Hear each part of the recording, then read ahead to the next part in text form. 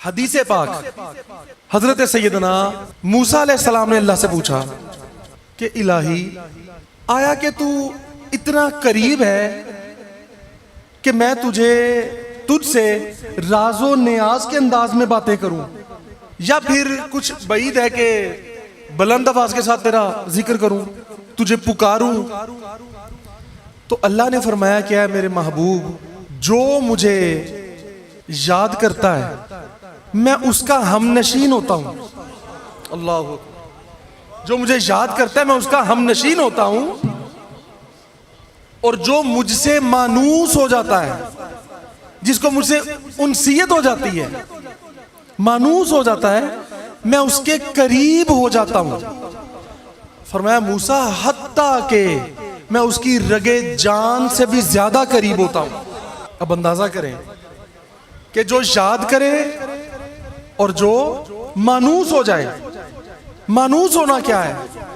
کہ اس کا دل لبھائے وہی بات، وہی ذکر، وہی کام جس کی نسبت کسی خاص کے ساتھ ہو۔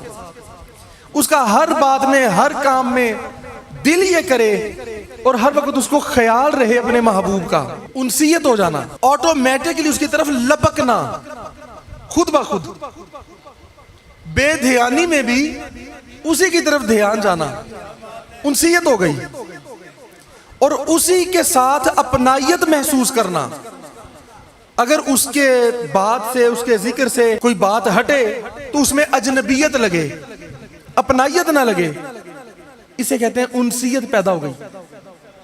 وہ کسی نے کیا شعر کہا ہے کہ مجھے کیا غرض کسی اور سے، مجھے کام ہے اپنے کام سے، تیرے ذکر سے، تیری فکر سے، تیری یاد سے، تیرے نام سے، بس میرا تو یہی کام۔ تو انسیت اسے کہتے ہیں۔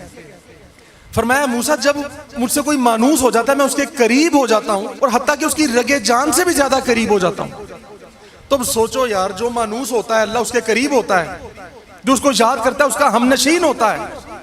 تو جو یہ کہے کہ یار سانس اندر بھی جائے تو اللہ، باہر بھی آئے تو اللہ، جو اتنا مانوس ہو اور جو اتنا یاد کرے کہ ایک سانس بھی اپنے محبوب کے ذکر کے بغیر نہ جانے دے، اے موسیٰ جو میرا ذکر کرے میں اس کا ہم نشین ہوتا ہوں۔ تو جو ایک سانس بھی اپنے مولا کے ذکر کے بغیر نہ جانے دے، وہ اس کا کتنا ہم نشین ہوگا۔ اگر کوئی چاہتا ہے نا کہ اللہ کی صحبت مل جائے، اللہ کا ہم نشین ہو جائے، تو اسے چاہیے کہ اولیاء اللہ کی صحبت میں بیٹھے۔